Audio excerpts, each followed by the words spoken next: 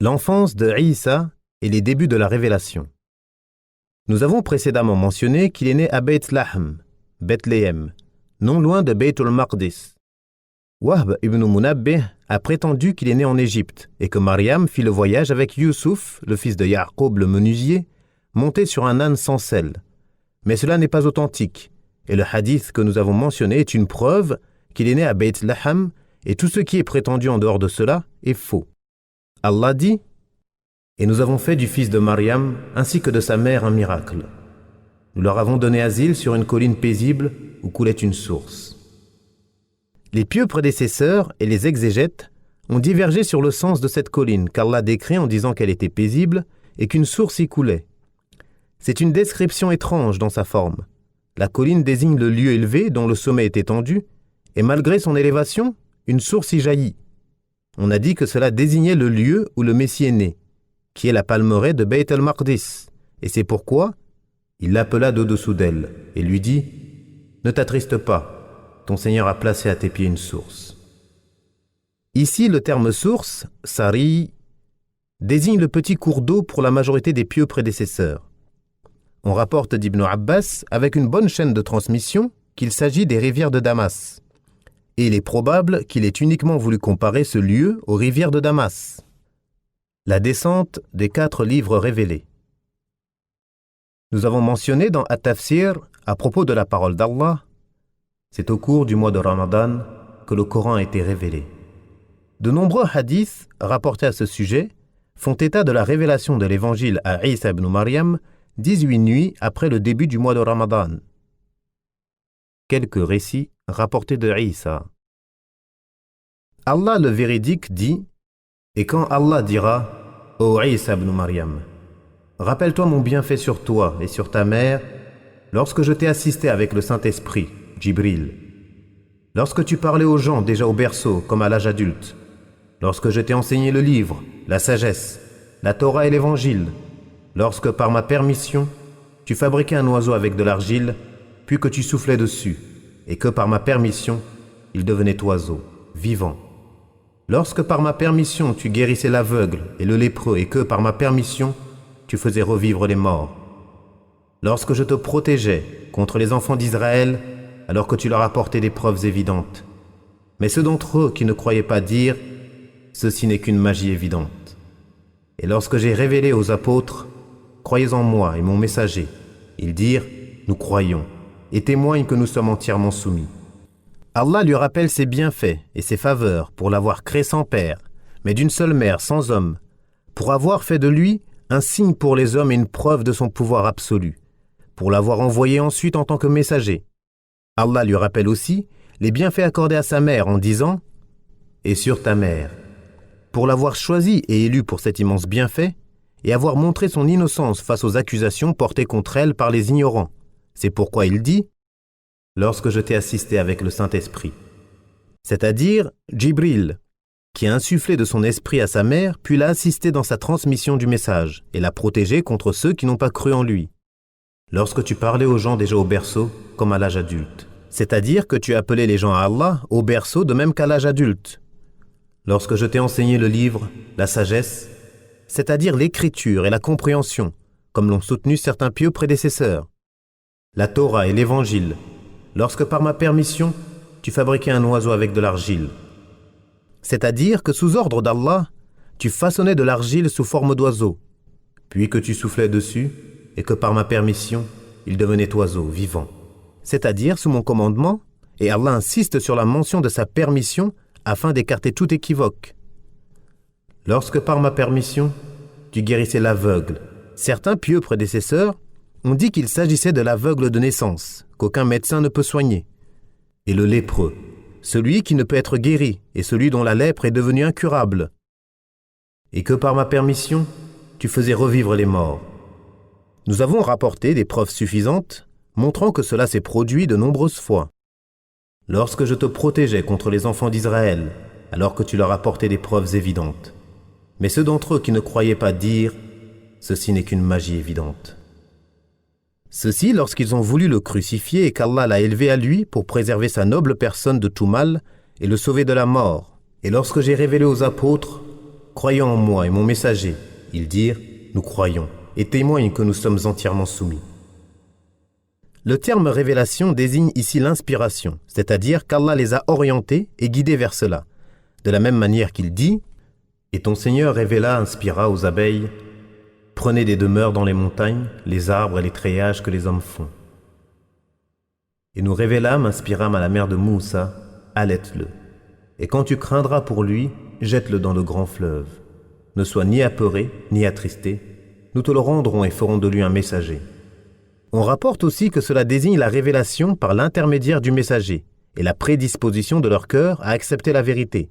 Et c'est pourquoi ils répondirent en disant « Nous croyons et témoignent que nous sommes entièrement soumis. » Et cela fait partie des bienfaits d'Allah à l'égard de son serviteur et messager Isa ibn Maryam, de l'avoir soutenu par des apôtres et des partisans qui l'ont secouru et ont appelé avec lui à l'adoration d'Allah, seul et unique, de la même manière qu'Allah dit à son messager Muhammad « Et s'ils veulent te tromper, alors Allah te suffira.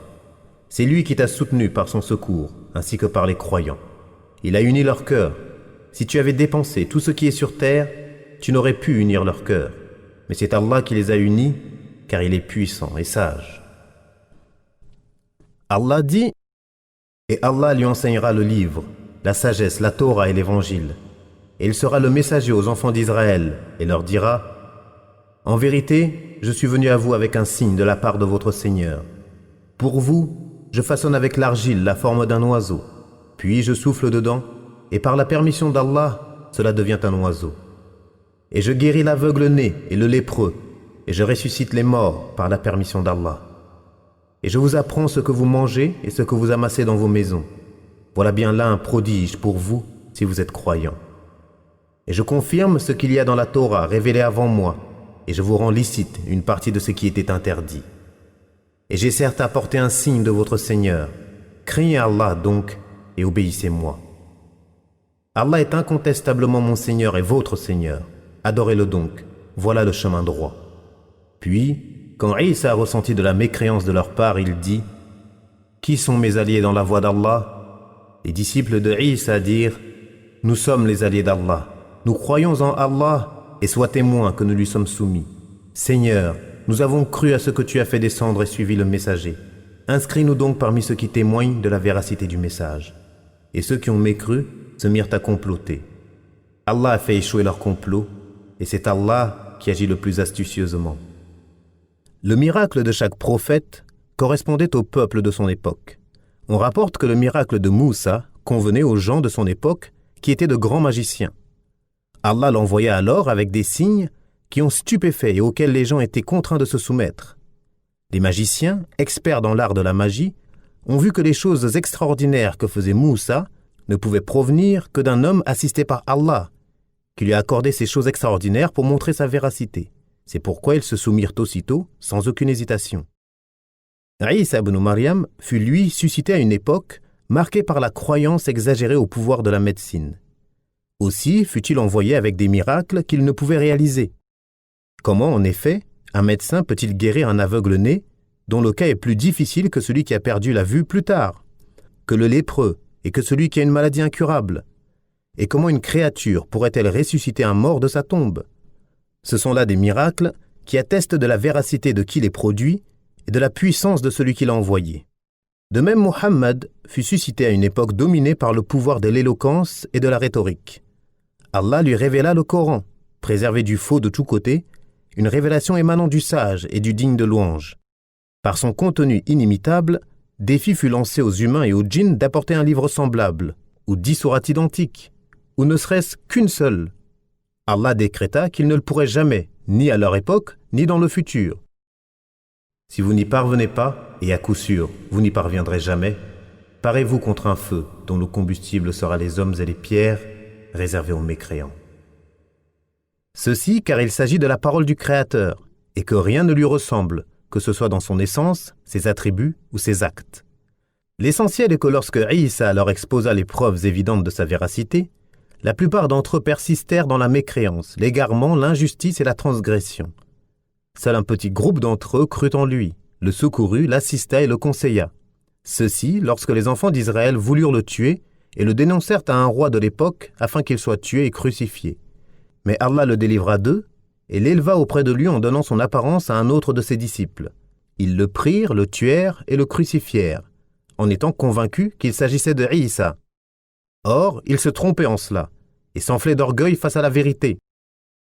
Beaucoup de chrétiens les crurent, mais les uns et les autres sont certes dans l'erreur. Allah dit « Et ceux qui ont mécru se mirent à comploter. Allah a fait échouer leur complot, et c'est Allah qui agit le plus astucieusement. » L'annonce de la venue de Muhammad. Allah dit « Et quand Isa ibn Maryam dit « Ô enfants d'Israël, je suis vraiment le messager d'Allah envoyé vers vous, confirmant ce qui est venu avant moi dans la Torah, et pour annoncer un messager après moi, dont le nom sera Ahmad. » Puis, lorsqu'il, Muhammad, vint à eux avec des preuves évidentes, ils dirent « C'est une magie évidente. » Et qui est plus injuste que celui qui invente un mensonge contre Allah, alors qu'on l'invite à l'islam? Et Allah ne guide pas les gens injustes. Ils veulent éteindre de leur bouche la lumière d'Allah, et Allah complétera sa lumière, malgré l'aversion des mécréants. C'est lui qui a envoyé son messager avec la guidée et la religion de vérité, pour la placer au-dessus de toute autre religion, malgré l'aversion des polythéistes. Ô vous les croyants, vous indiquerai-je un commerce qui vous sauvera d'un châtiment douloureux? Croyez en Allah et en son messager, et combattez avec vos biens et vos personnes sur le sentier d'Allah. Cela est meilleur pour vous si vous saviez. Il vous pardonnera vos péchés et vous fera entrer dans des jardins sous lesquels coulent des ruisseaux, et dans des demeures agréables dans les jardins éternels. Voilà l'immense succès. Et il vous accordera d'autres choses encore que vous aimez, un secours d'Allah et une victoire prochaine. Et annonce la bonne nouvelle aux croyants. Ô vous les croyants, soyez les alliés d'Allah, à l'exemple de ce que Isa ibn Maryam dit aux apôtres. Qui sont mes alliés pour la cause d'Allah? Les apôtres dirent, nous sommes les alliés d'Allah. Un groupe des enfants d'Israël crut, tandis qu'un autre groupe mécrut. Nous aidâmes ceux qui avaient cru contre leur ennemi, et ils triomphèrent. Isa est donc le sceau des prophètes des enfants d'Israël. Il leur annonça la bonne nouvelle de la venue du sceau des prophètes qui viendrait après lui. Il leur donna son nom et leur cita ses caractéristiques, afin qu'ils puissent le reconnaître et le suivre lorsqu'ils le verront.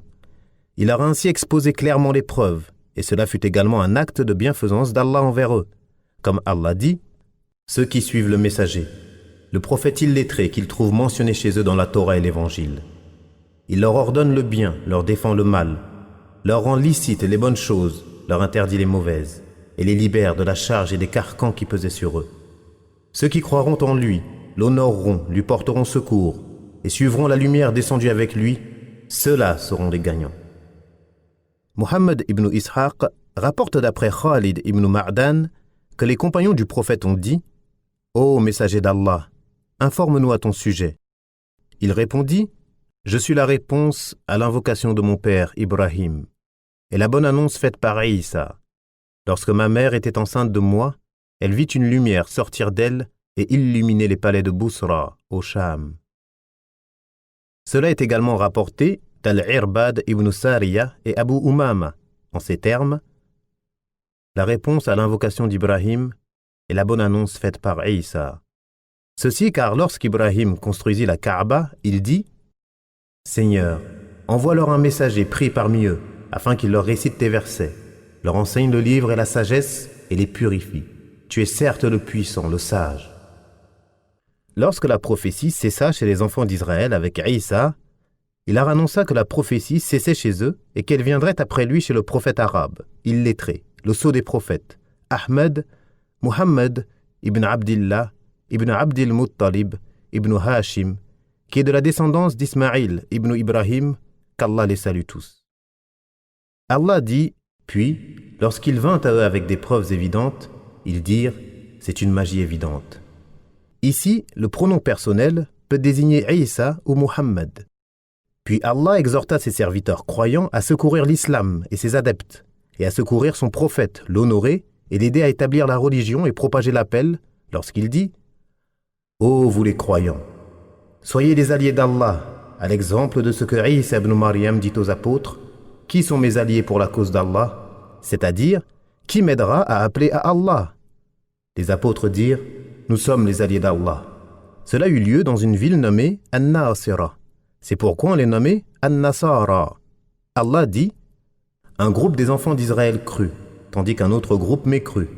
C'est-à-dire, lorsque Isa ibn Maryam appela les enfants d'Israël et d'autres à Allah, certains crurent et d'autres non. Parmi ceux qui crurent en lui, toute la ville de Antakiya, d'après ce qu'ont rapporté de nombreux historiens et exégètes.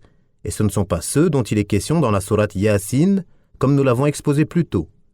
D'autres parmi les enfants d'Israël mécrurent. Ils sont la majorité des Juifs, et par la suite, Allah aida ceux qui ont cru contre ceux qui ont mécru, et ils les dominèrent.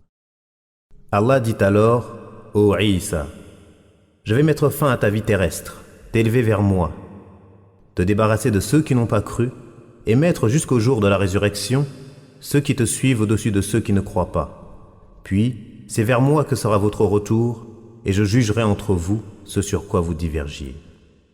Et plus ceux qui l'ont suivi sont proches de lui, plus ils ont le dessus sur ceux qui le sont moins. Et puisque la position des croyants à son sujet est la vérité à propos de laquelle il n'y a aucun doute, pour dire qu'il est le serviteur d'Allah, ils ont dominé les chrétiens qui ont exagéré à son sujet et lui ont accordé un rang qu'Allah ne lui a pas donné. Et puisque les chrétiens sont plus proches dans l'ensemble que les juifs, qu'Allah les éloigne de sa miséricorde, les chrétiens ont dominé les juifs avant l'avènement de l'islam et de ses adeptes, et Allah est plus savant.